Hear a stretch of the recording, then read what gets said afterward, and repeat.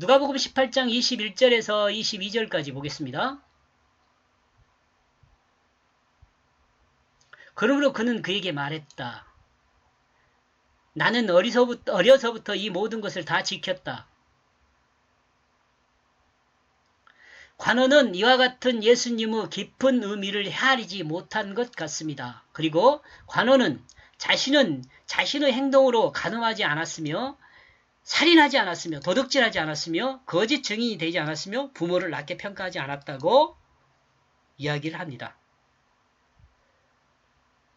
지금도 이렇게 이 목사님들이 이렇게 설명하면 안 돼요.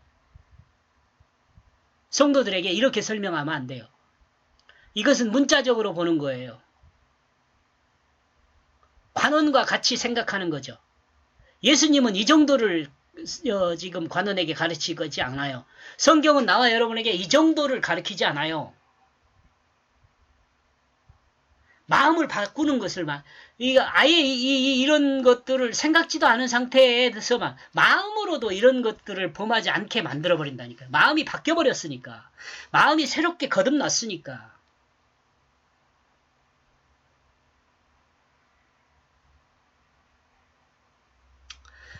물론 이와 같이 사는 것도 쉽지 않은 일이죠.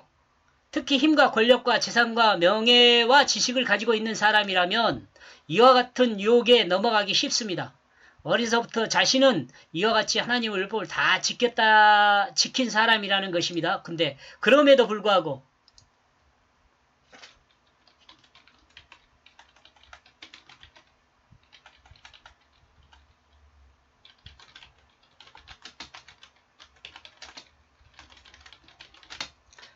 불구하고 관원은 어려서부터 이거 다 지켰다고 하잖아요. 이거 어려운 거예요. 의지를 가지고 이렇게 지킨다는 건 엄청 어려운 거죠. 율법을 지킨다는 건 어려운 거예요. 우리가 그러기 때문에 신학적으로 뭐라고 하면 율법은 자신이 죄인이라는 것을 알게 한다 그렇게 이야기를 해요. 신학적으로 이런 말을 안 쓰려고 그랬는데 예. 아무튼 율법은 사람의 죄를 알게 한다 그렇게 이야기를 해요. 그런데 참 이상한 것은 이 사람에게는 영생의 확신이 없어요. 어떤데? 이렇게 다 지켰는데 간음하지도 않고 살인하지도 않고 도둑질하지 않고 거짓 증인이 되지도 않고 부모를 낮게 평가하지도 않고 그 율법이 말하는 것을 자기 의지로 다 지켰는데 그 마음에는 영생에 대한 확신이 없어요. 무슨 말이에요? 아직 자기가 살아있다는 말이에요.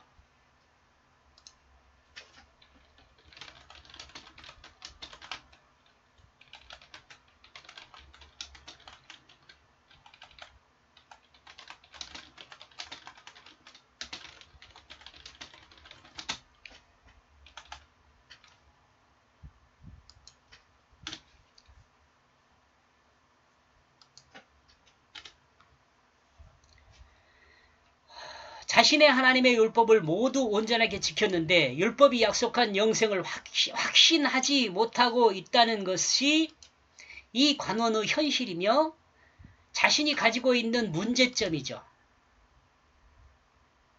여러분에게 이런 문제점 없습니까?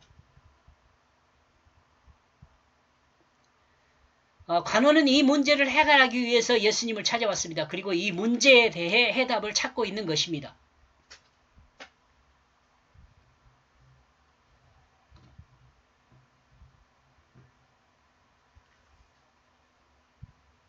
이 사람을 닮은 사람이 누가 있어요?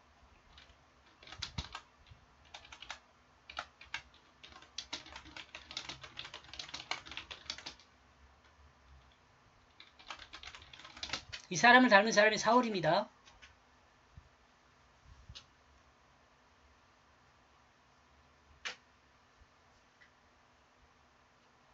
이 영생에 대한 확신, 사울은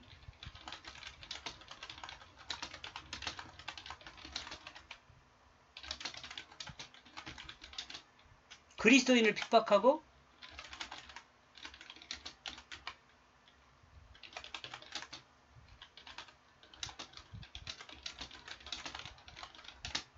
옥에 가두는 일을 했죠. 영생에 대한 확신을 갖기 위해서 이 사울이 그렇게 했던 거예요. 22절 그리하여 그 예수는 그것을 듣고 그에게 말하고 있다. 너에게 아직 한 가지 부족한 것이 있다. 너는 너의 소유하고 있는 모든 것을 팔아라. 그리고 가난한 자에게 나눠주어라. 그러면 너는 하늘의 보화를 소유하게 될 것이다. 그리고 너는 지금 나의 제자가 되어라. 저는 이 부분에서 이 지금 그 관원 있잖아요. 이 관원이 바울이라고 생각을 합니다. 왜냐하면 너는 나의 제자가 되어라고 예수님께서 분명히 부르셨거든요. 제자로 부르셨어요. 나의 제자가 되어라라고 확실히 부르셨어요. 근데 제자가 된 흔적은 없어요. 근데 나중에 이 내용을 깨닫고 아마 다메섹에서 예수님께서 그 사울에게 그래 사울아 어떻게 네가 나를 핍박하느냐라고 했을 때 이 사울은 이 말을 기억했을 수 있죠. 그리고 영생에 대한 부분들을 머리 안에서 깨었을 수 있어요. 마치 번갯불을 맞은 것 같이 마치 불의 혀같이 갈라지는 그 성령의 임함으로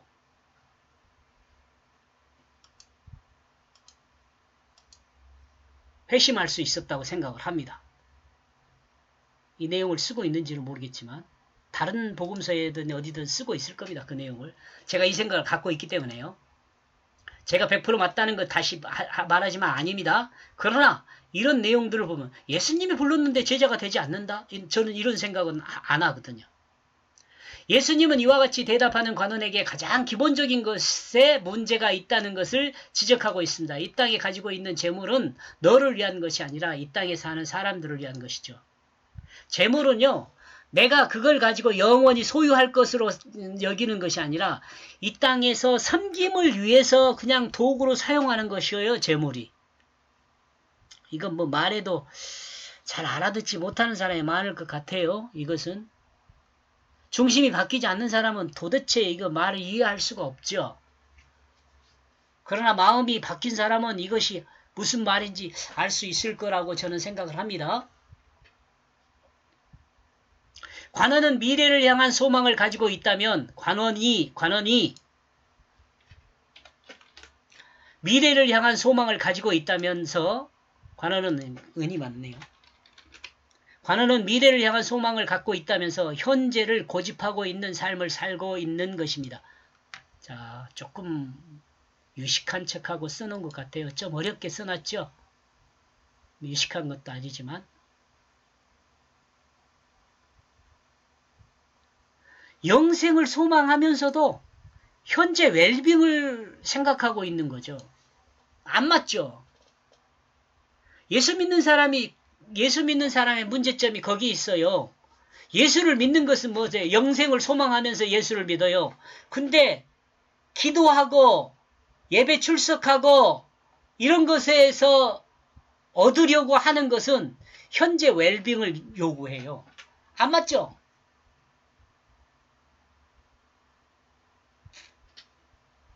영원한 하나님 나라를 소망하면서 이 땅에서 행복한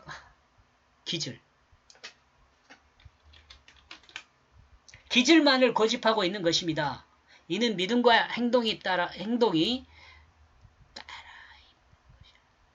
믿음과 행동이 따로 있는 것이 아닙니다. 있는 것과 같다. 믿음과 행동은 같이 있어요. 믿음과 행함은 같은 거예요. 뭐 믿음과 행함이 동전의 양면도 아니에요. 한 면이에요. 한 면. 믿음은 행함을 드러내게 돼 있어요. 행함을 보면 믿음이 있는 걸 또 알 수 있어요. 같은 거예요. 그러므로 영생에 대한 확신을 가질 수 없는 것입니다. 왜요? 믿음과 행동이 다 따로 있으니까. 영원한 생명을 원하면서 현재를 고집하고 있으니까. 하늘의 소망이 있는 사람은 하늘의 소망을 둔 사람처럼 살아야죠. 소망은 하나님의 나라에 있는데 이 땅에 사는 것을 더 중요시 여기니까 몸이 찢어지죠. 소망은 하늘에 두고 육신은 이 땅에서 영원히 살기를 원한다면 영생에 대한 확신을 할 수가 없습니다. 이러므로 믿음이 있다면 그는 영원한 하나님 나라를 바라보면서 영원한 하나님 나라를 향해 가는 삶을 살아야 합니다.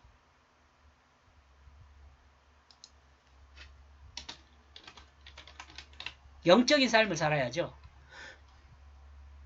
곧 주님이 영원한 하나님 나라, 하나님 우편에 계신 것처럼 우리도 주님과 같은 말씀의 삶을 통해 하나님 나라를 향한 삶을 살아야 하는 것입니다. 주님이 관원에게 제자가 되라는 것은 곧 주님의 삶을 보고 배우라는 것입니다.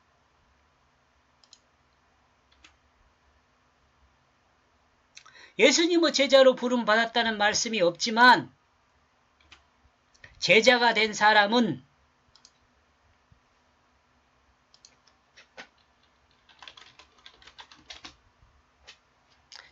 사람은 사도 바울입니다.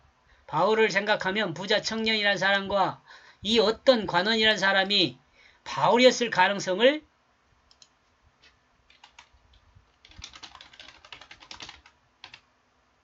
생각하게 합니다. 여기까지 보겠습니다. 고맙습니다.